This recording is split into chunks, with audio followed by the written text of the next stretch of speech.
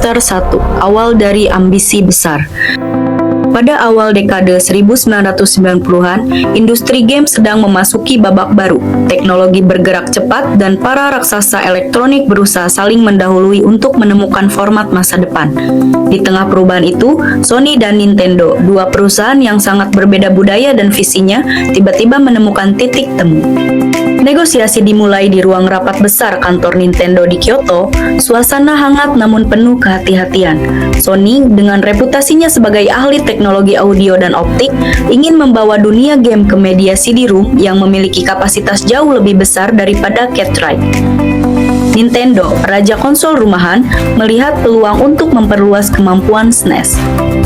Kami tertarik pada kemampuan Sony dalam mengembangkan audio dan CD-ROM.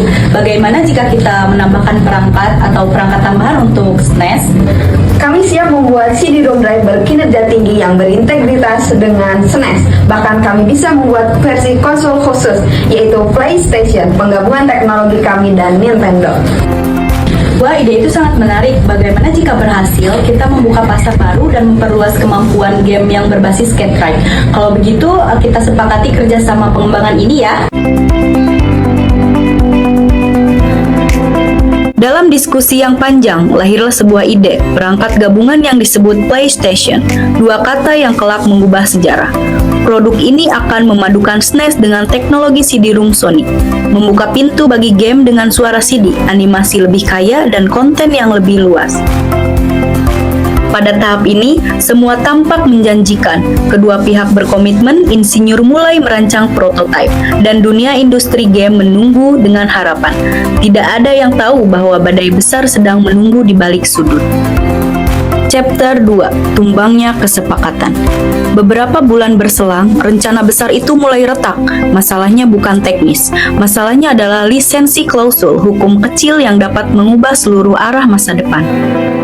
Kenapa Anda membatalkan kerjasama dengan kami? Mohon maaf sebelumnya, setelah kami kaji ulang, struktur lisensi CD-ROM buatan Sony memberi terlalu banyak kontrol kepada pihak Sony atas perangkat lunak Nintendo. Tapi kami hanya mengikuti kesepakatan awal. CD-ROM membutuhkan manajemen hak yang jelas. Namun tim hukum kami menilai klausul ini beresiko besar, kami tidak bisa menyetujuinya. Ketika tim hukum Nintendo mempelajari isi perjanjian, mereka menemukan bahwa struktur lisensi CD-ROM menempatkan Sony sebagai pemegang kontrol utama atas media CD yang digunakan. Masalah ini, Sony memiliki hak eksekutif atas semua game berbasis CD. Ini tidak bisa diterima. Tapi untuk menjaga investasi kami, hal ini diperlukan. Tanpa itu, Sony tak punya posisi bisnis.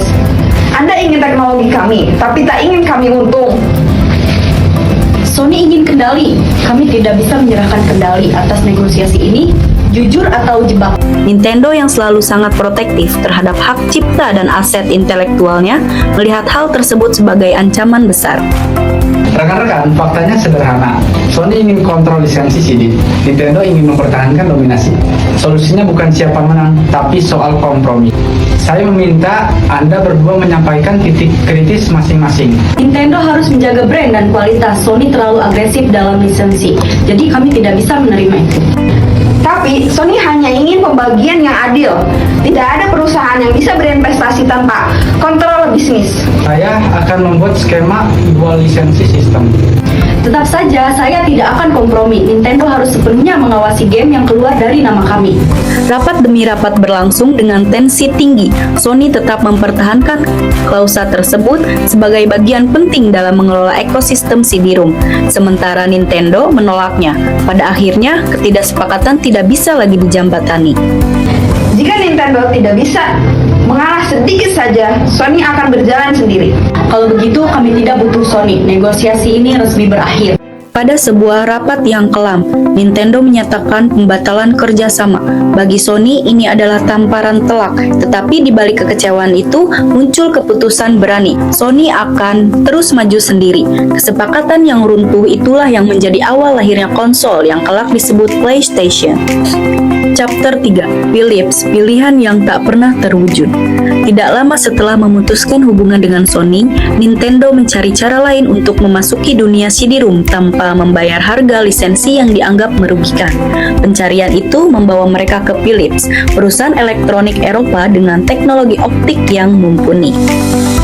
Kami bisa memberikan Nintendo teknologi CD-ROM yang lebih fleksibel dengan lisensi yang tidak mengikat seperti Sony. Wah, itu sangat menarik. Kami ingin add-on CD-ROM untuk SNES, tetapi dengan kontrol penuh atas IP kami. Baik, kami siap mendukung. Kita bisa membuat perangkat tambahan dan memperluas katalog game Anda. Baik, mari kita umumkan kolaborasi ini. Kerjasama yang baru diumumkan dengan penuh optimisme. Nintendo berharap Philips dapat menyediakan teknologi CD-ROM tanpa memberikan terlalu banyak kekuasaan atas lisensi game mereka. Namun kenyataannya tidak semudah itu. Proyek add-on CD-ROM untuk SNES menghadapi berbagai hambatan teknis, birokrasi, dan perbedaan visi. Perlahan-lahan proyek itu tertahan, ditunda, dan akhirnya menghilang begitu saja. Yang tersisa hanyalah perjanjian lisensi yang memberi Philips hak menggunakan beberapa karakter Nintendo dalam game CDI mereka, game yang kemudian menjadi terkenal bukan karena kualitas, tetapi karena kontroversi dan kritik keras. Kerjasama besar itu berakhir tanpa meninggalkan produk apapun di pasaran, sementara Sony diam-diam membangun sesuatu yang jauh lebih besar. Chapter 4. Tawaran kepada Sega yang ditolak. Masih belum menyerah, Sony mengalihkan pandangannya ke Sega, satu-satunya perusahaan yang mampu menyaingi Nintendo pada era itu. Sony berharap Sega mau menerima teknologi mereka dan membangun konsol generasi berikutnya bersama. Di ruang rapat Sega yang futuristik, proposal dipresentasikan dengan penuh keyakinan. Kami ingin menawarkan teknologi CD dan kemampuan hardware kami untuk Sega. Teknologi kalian bagus, tapi kami sudah punya rencana sendiri untuk masa depan Sega. Lagi pula, pasar tidak membutuhkan lisensi tambahan yang lebih. Tapi, jika kita bekerja sama, kita bisa membuat konsol yang berbeda dari kompetitor. Maaf, Sony bukan perusahaan game. Kami tidak yakin untuk kolaborasi ini akan efektif. Kami harus menolak. Namun respon Sega jauh dari harapan.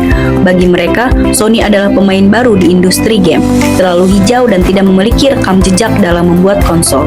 Sega yang masih yakin akan dominasinya, merasa kerjasama ini tidak diperlukan. Keputusan itu tegas, Sega menolak Sony. Kita sudah mencoba bekerja sama, sekarang kita buat konsol sendiri. Kita harus memulainya dari nol, tanpa Nintendo, tanpa Sega. Tidak, kita mulai dari fondasi yang sudah kita bangun. PlayStation tidak mati, ia berevolusi. Oke, saya setuju. Besok kita bentuk divisi baru, Sony Computer Entertainment, dan kita luncurkan PlayStation. Dalam catatan sejarah, keputusan ini kelak dianggap sebagai salah satu momen paling menentukan dan salah satu penyesalan terbesar Sega. Karena setelah penolakan itu, Sony tidak lagi mencari mitra, mereka membangun kerajaan mereka sendiri. Chapter 5. Lahirnya generasi baru ekosistem PlayStation.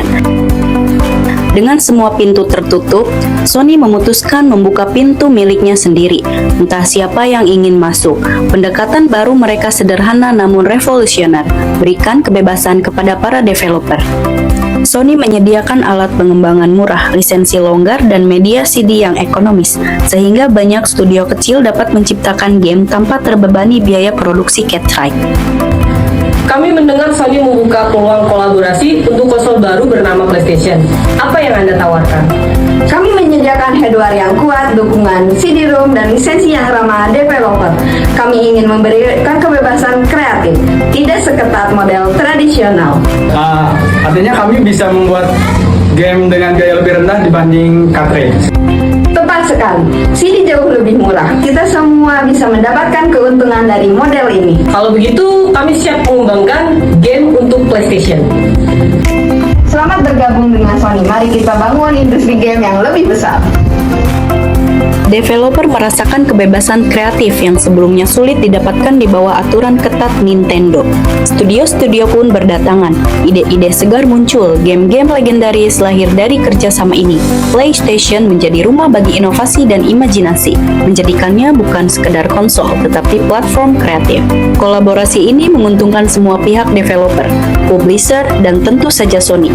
Dari puing-puing negosiasi yang gagal, Sony membangun masa depan baru, dan pada akhirnya PlayStation tidak hanya menyaingi para raksasa lama, tetapi menjelma menjadi salah satu ikon terbesar dalam sejarah industri hiburan.